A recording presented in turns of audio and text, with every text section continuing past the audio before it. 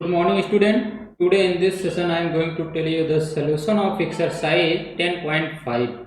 Question number first and second. So let's see the solution of question first and second. Here the question first. Question first is in figure A, B, C and are 3 points on a circle with center O such that angle BOC is equal to 30 degree and angle AOB is equal to 60 degree. If D is a point on the circle other than arc ABC, तो find angle ADC. हमको यहाँ पर क्या find करना है? Angle ADC find करना है. तो क्वेश्चन फर्स्ट ये है. तो हम क्वेश्चन फर्स्ट का जो सोल्यूशन है देखते हैं कैसे हम इसको सॉल्व करते हैं. Let's see solution of this question. तो the solution is here in this figure you see that angle AOB is equal to 60 degree and angle BOC is equal to 30 degree. If we add both angle, this we can say that the sum of 30 degree and 60 degree is equal to 90 degree. So angle AOC is equal to angle AOB plus angle BOC, that is equal to 60 degree plus 30 degree, that is equal to 90 degree. This implies that angle AOC is equal to 90 degree. तो हमने क्या find किया? यहाँ से angle AOC is equal to 90 degree find कर दिया. तो इसे क्वेश्चन नंबर हम थर्ड बना. अगर आप ध्यान से देखें तो जो एंगल AOC है, राइट, ये आर्क ABC पर बना एंगल है और जो एंगल ADC है ये किसी अदर आर्क ADC पर बना हुआ है ये एंगल. और हमने आपको थ्योरम में बताया था कि जो ये एंगल होता है, जो आर्क ABC जो माइनर आर्क पर बना एंगल है, वो मेजर आर्क पर बने एंगल के ट्वाइस के इक्वल होता है. इट मीन्स जो यहाँ पर हमने एंगल AOC लिखा है ये किसके ट्वाइस के इक्वल होगा? एंगल ADC के ट्वाइस के इक्वल होगा. लेकिन कैसे इक्वल होगा? यहाँ पर हम लिखेंगे क्या? Arc ABC subtends angle AOC subtend कर रहा है at the centre of circle. Centre of circle पर ये फॉर्म कर रहा है. एंड एंगल ADC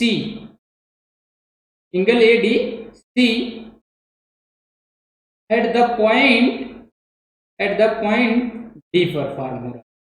अगर हम देखें तो एंगल ADC कहाँ फॉर्म हो रहा है? एट द पॉइंट D पर फॉर्म हो रहा है. तो angle AOC is equal to angle 2ADC.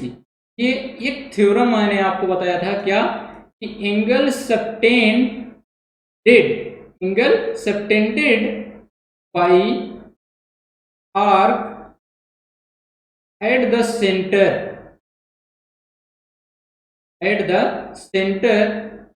is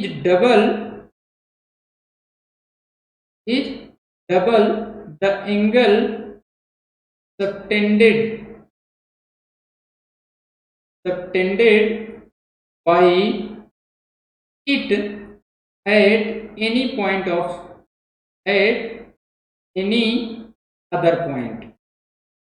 any other point. Right.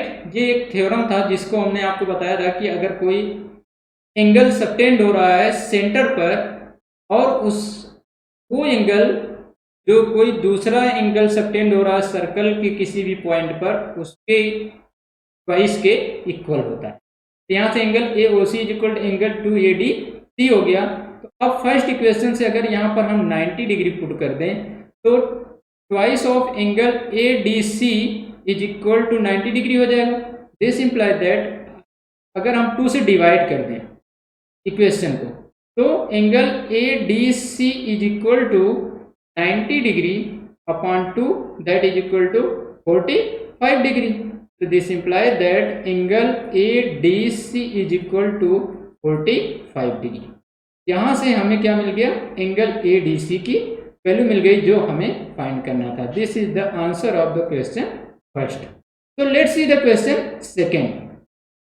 So here the question second. So question second is a chord of the circle is equal to the radius of the circle.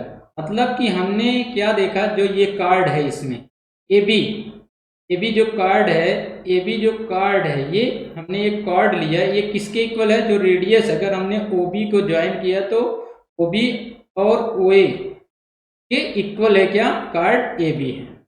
तो कह रहा है कि find the angle subtended by the card eight the point on the minor arc. मतलब कि जो angle subtend कर रहा है इस कार्ड के थ्रू माइनर आर्क पर, मतलब कि एंगल ACB हमको फाइंड करना, एंड इसके थ्रू जो मेजर आर्क पर फॉर्म हो रहा है एंगल ADB. ये दोनों एंगल को हमें क्या करना है, फाइंड करना है. So here given that a circle with chord AB, where AB is the radius of the circle, के इक्वल है, where AB is the radius of the where AB is equal to the radius of the circle, and let point C be the point on the minor arc and point D be a point on the major arc. मतलब कि जो ये point C है ये minor arc पर है और जो पॉइंट D है ये मेजर आर्क पर है. तो हमें यहाँ से क्या फाइंड करना था कि एंगल ACB जो माइनर आर्क पर फॉर्म हो रहा है और जो एंगल ADB के यहाँ पर फॉर्म हो रहा है, मेजर आर्क पर फॉर्म हो रहा है, ये दोनों हमें फाइंड करना है. तो इसको हम कैसे फाइंड करते हैं, इसका हम सोल्यूशन देखते हैं. उसके लिए हम क्या करते हैं, सबसे पहले कंस्ट्रक्शन करते हैं. कंस्ट्रक्शन में क्या करें, ज्वाइन OA एंड OB.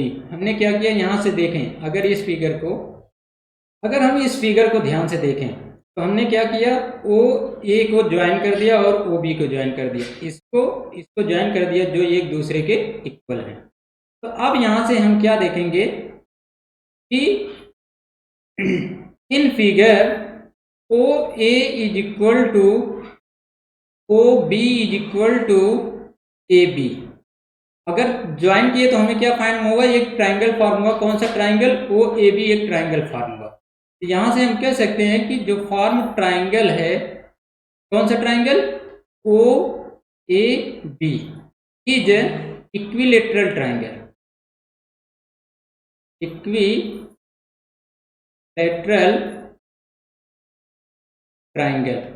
ये इक्विलेटरल ट्राइंगल हो जाएगा.